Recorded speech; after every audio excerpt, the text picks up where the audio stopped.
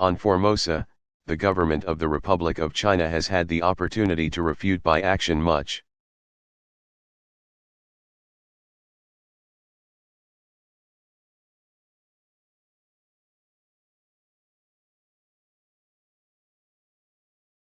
of the malicious gossip which so undermined the strength of its leadership on the Chinese mainland.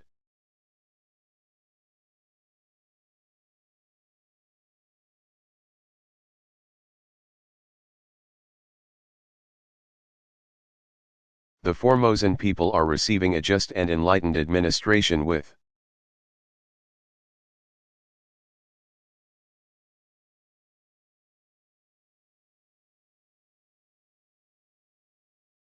majority representation on the organs of government, and politically, economically.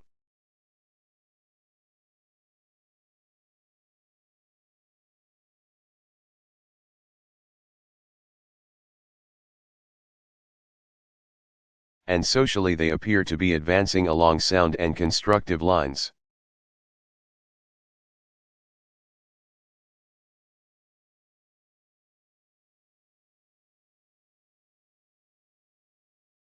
With this brief insight into the surrounding areas, I now turn to the Korean conflict.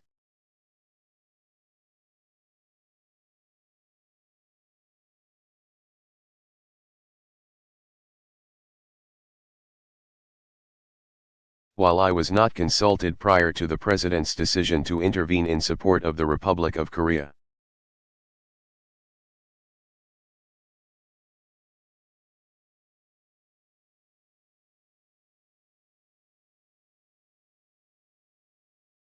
that decision from a military standpoint proved a sound one, as we hurled back the invader and decimated his forces.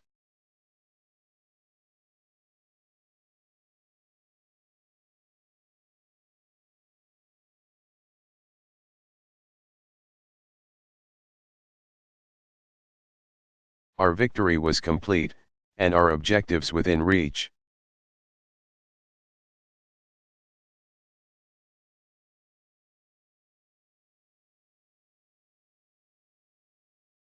When Red China intervened with numerically superior ground forces,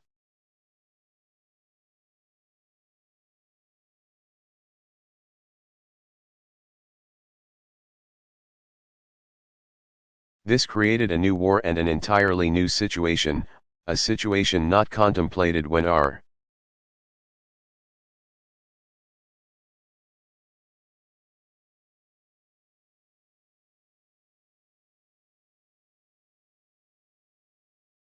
forces were committed against the North Korean invaders. A situation which called for new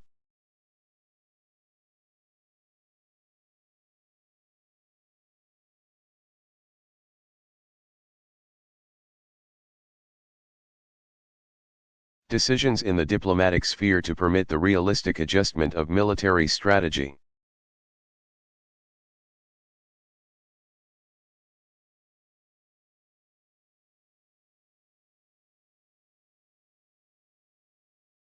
Such decisions have not been forthcoming.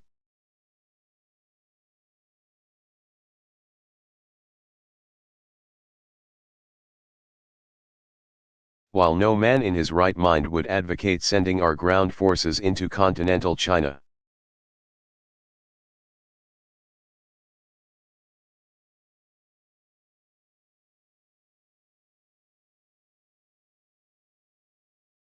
and such was never given a thought, the new situation did urgently demand a drastic revision of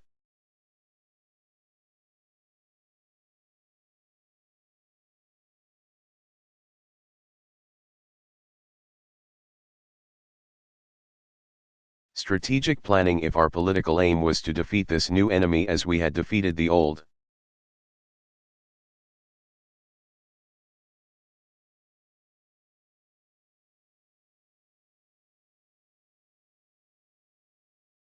Apart from the military need, as I saw it, to neutralize the sanctuary protection given the enemy north of the Yalu.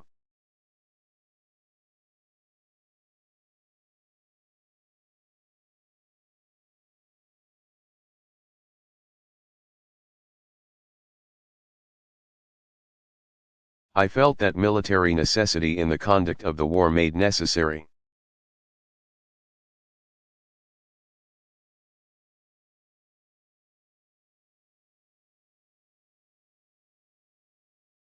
First, the intensification of our economic blockade against China.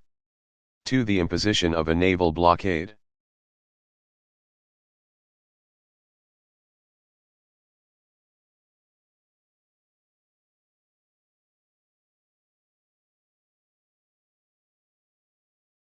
Against the China coast. 3. Removal of restrictions on air reconnaissance of China's coastal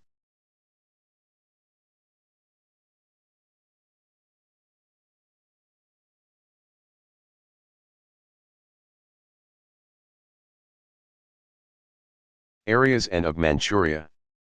4. Removal of restrictions on the forces of the Republic of China on Formosa.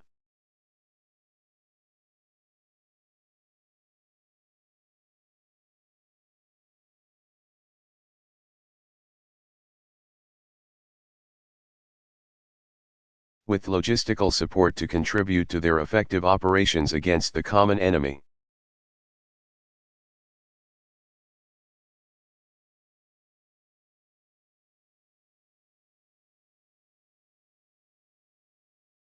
For entertaining these views, all professionally designed to support our forces committed to Korea and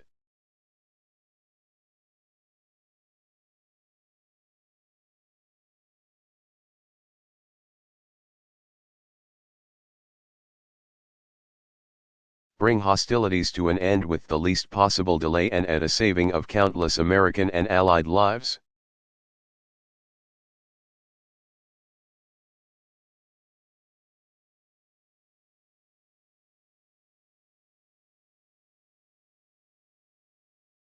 I have been severely criticized in lay circles, principally abroad.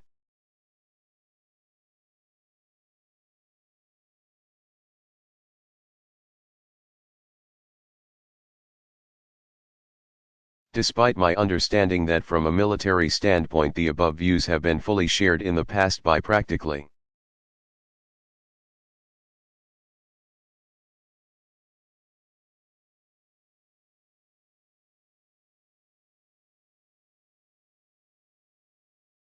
every military leader concerned with the Korean campaign, including our own Joint Chiefs of Staff.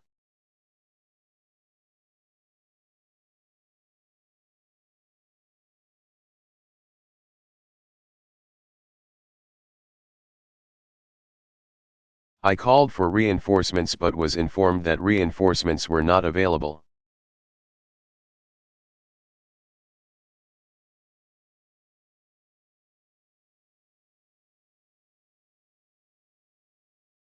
I made clear that if not permitted to destroy the enemy built-up bases north of the Yalu,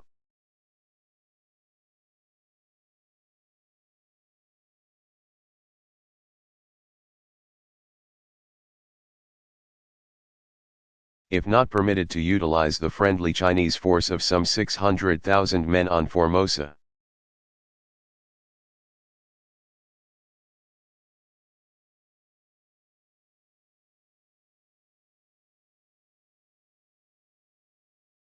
if not permitted to blockade the China coast to prevent the Chinese Reds from getting succor from without,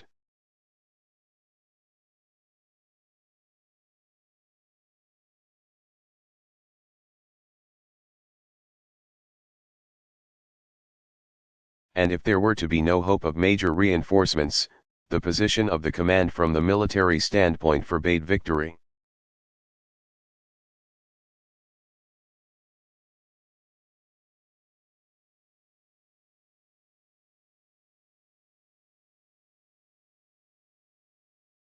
We could hold in Korea by constant maneuver and in an approximate area where our supply line advantages were in.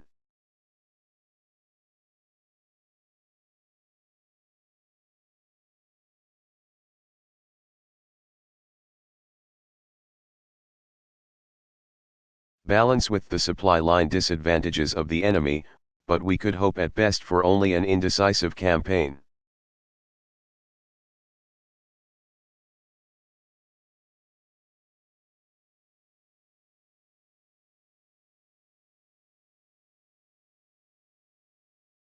with its terrible and constant attrition upon our forces if the enemy utilized its full military potential.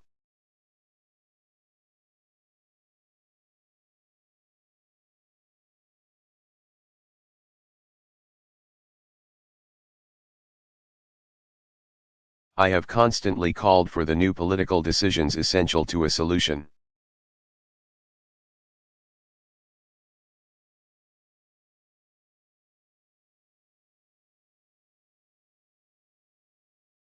Efforts have been made to distort my position.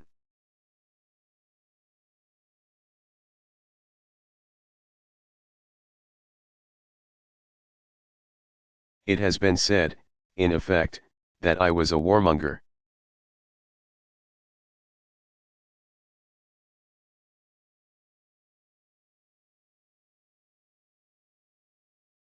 Nothing could be further from the truth.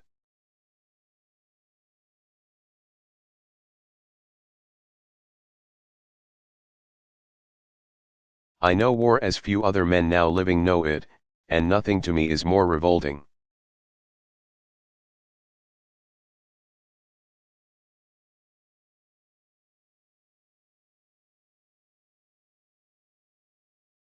I have long advocated its complete abolition.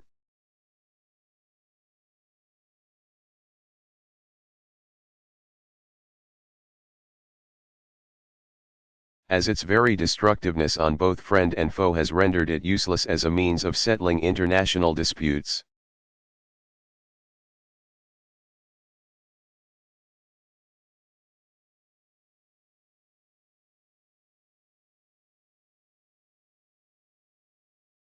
Indeed, on the 2nd day of September, 1945,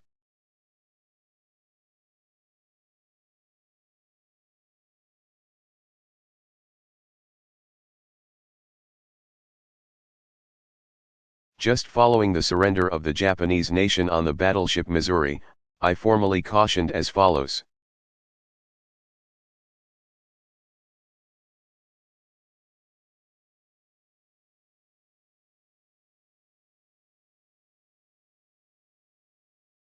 Men since the beginning of time have sought peace.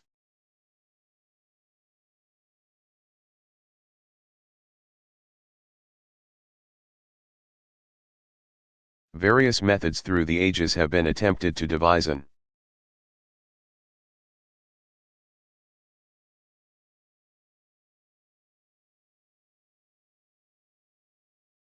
international process to prevent or settle disputes between nations.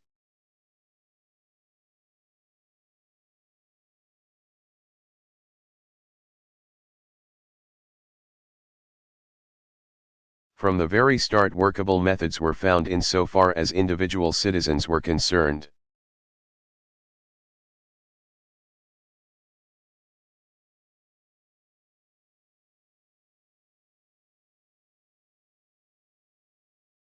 But the mechanics of an instrumentality of larger international scope have never been successful.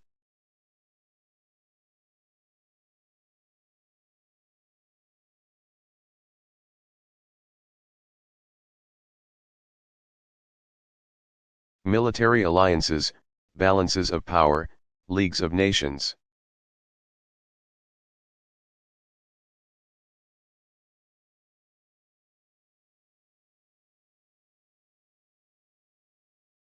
All in turn failed, leaving the only path to be by way of the crucible of war.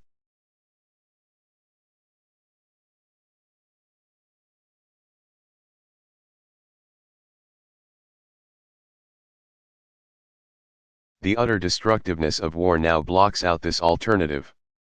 We have had our last chance.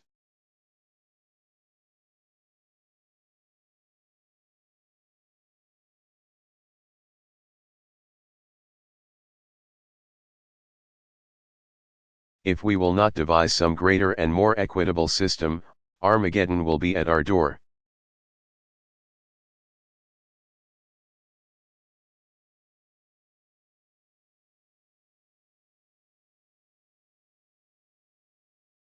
The problem basically is theological and involves a spiritual recrudescence and improvement.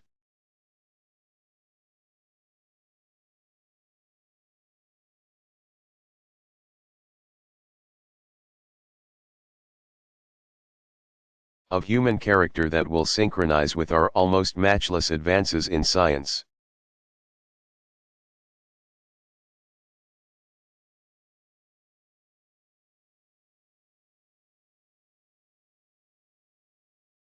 Art, literature, and all material and cultural developments of the past 2000 years.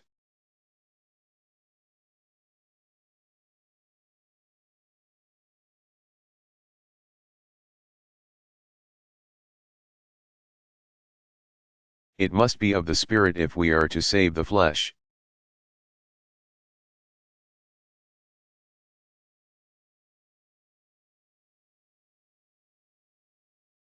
But once war is forced upon us,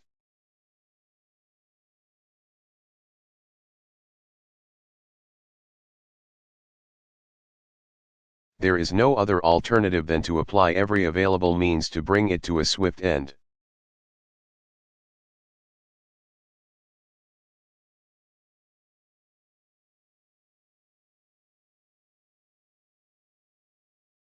War's very object is victory, not prolonged indecision.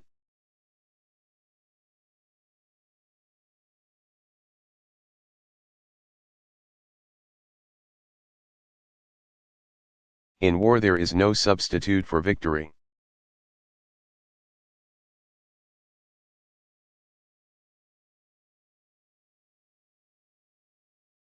There are some who, for varying reasons, would appease Red China.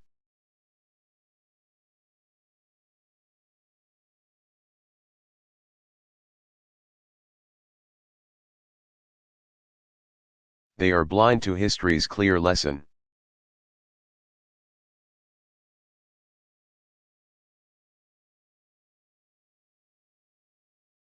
For history teaches with unmistakable emphasis that appeasement but begets new and bloodier war.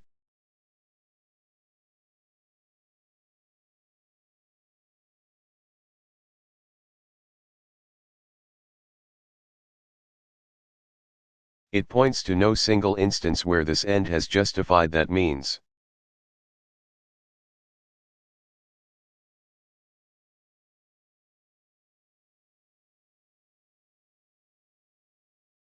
Where appeasement has led to more than a sham peace.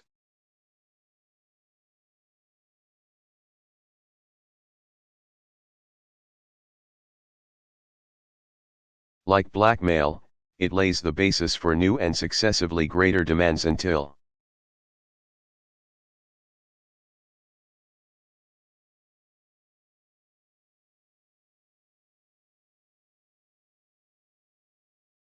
as in blackmail, violence becomes the only other alternative.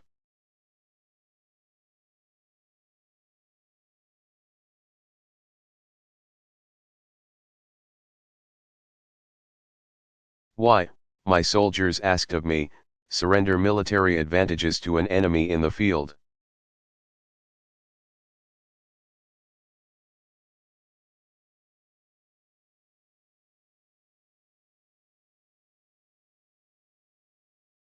I could not answer.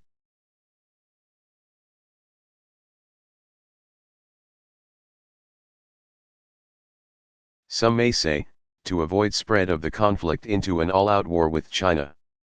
Others,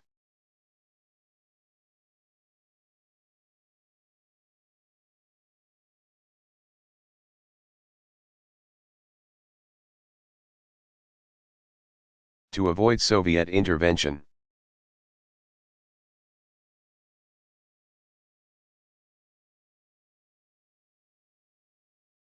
Neither explanation seems valid, for China is already engaging with the maximum power it can commit.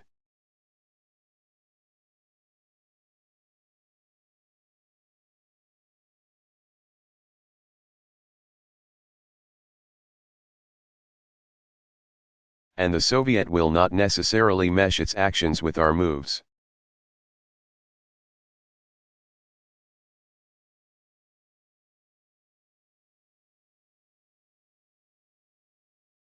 Like a cobra, any new enemy will more likely strike whenever it feels that the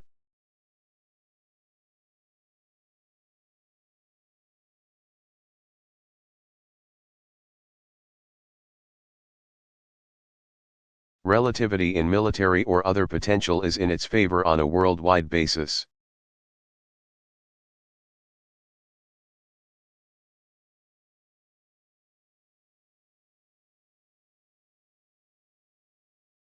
The tragedy of Korea is further heightened by the fact that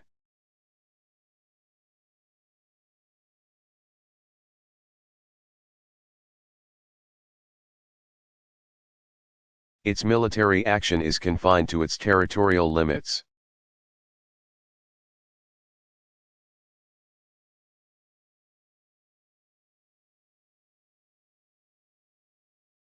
It condemns that nation, which it is our purpose to save, to suffer the devastating impact of full naval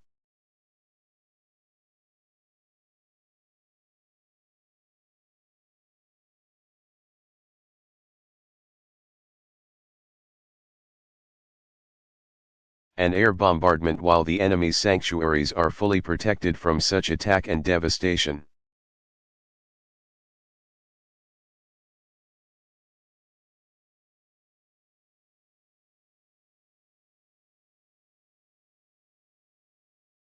Of the nations of the world, Korea alone, up to now, is the sole one which has risked its all against communism.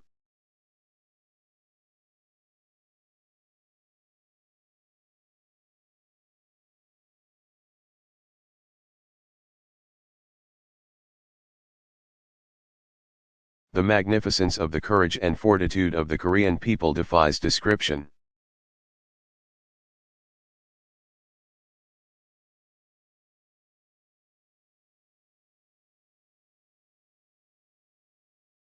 They have chosen to risk death rather than slavery.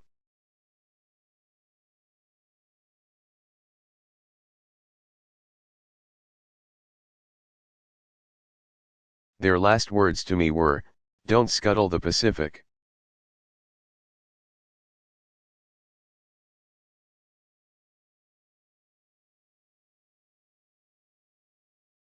I have just left your fighting sons in Korea.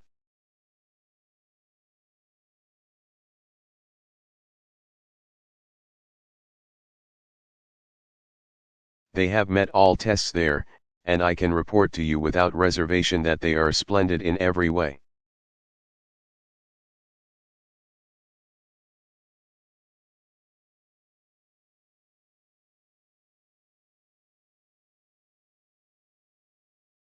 It was my constant effort to preserve them and end this savage conflict.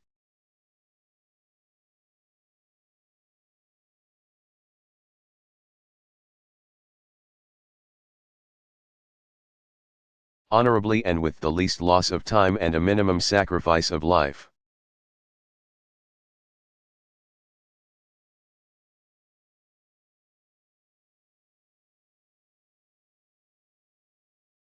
Its growing bloodshed has caused me the deepest anguish and anxiety.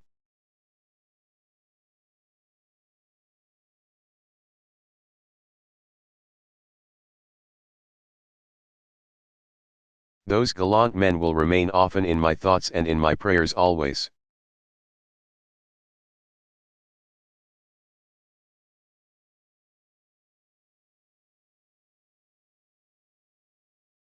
I am closing my 52 years of military service.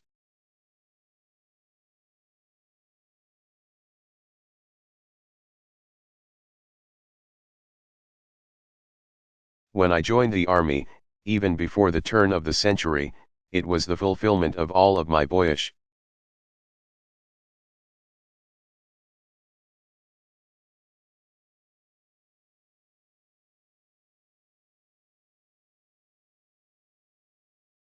hopes and dreams. The world has turned over many times since I took the oath on the plain at West Point.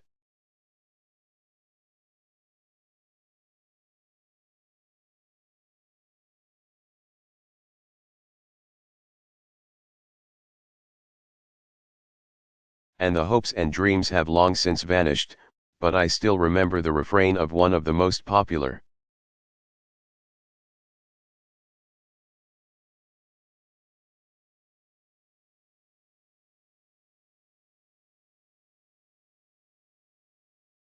Barrack ballads of that day which proclaimed most proudly that old soldiers never die.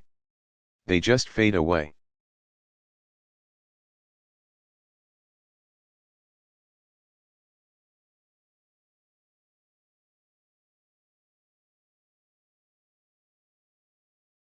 And like the old soldier of that ballad, I now close my military career and just fade away.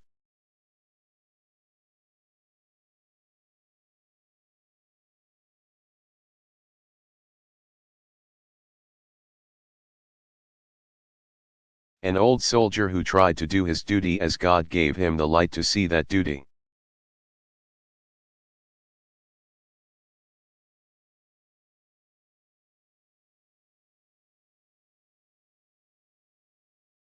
Goodbye.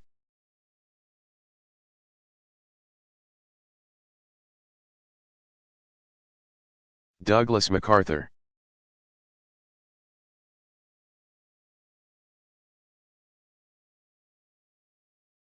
Thayer Award Acceptance Address.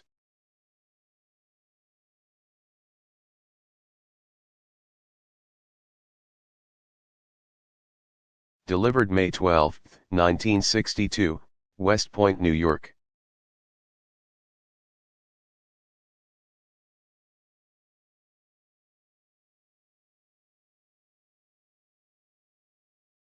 General Westmoreland, General Grove, distinguished guests, and gentlemen of the Corps.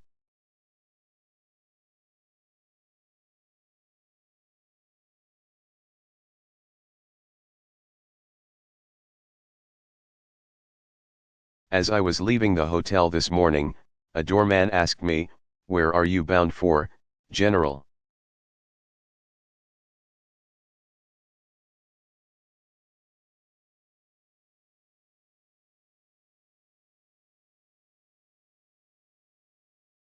And when I replied, "West Point," he remarked, "Beautiful place. Have you ever been there before?"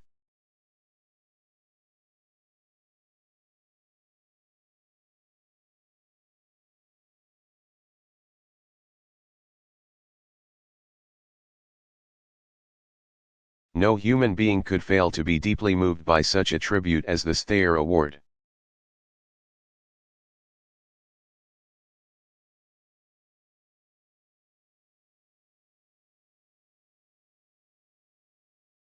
Coming from a profession I have served so long.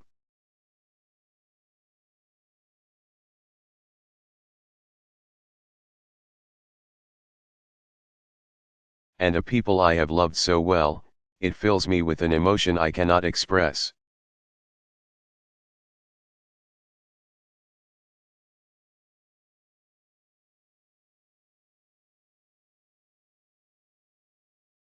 But this award is not intended primarily to honor a personality.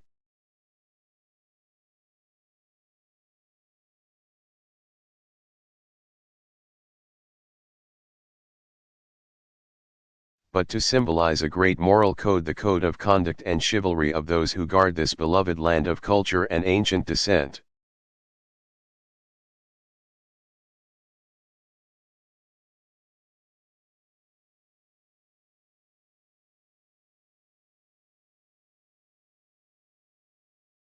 That is the animation of this medallion.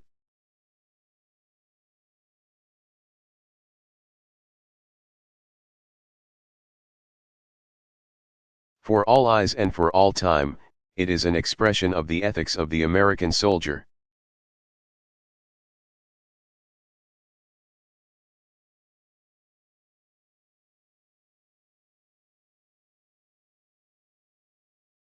That I should be integrated in this way with so noble an ideal arouses a sense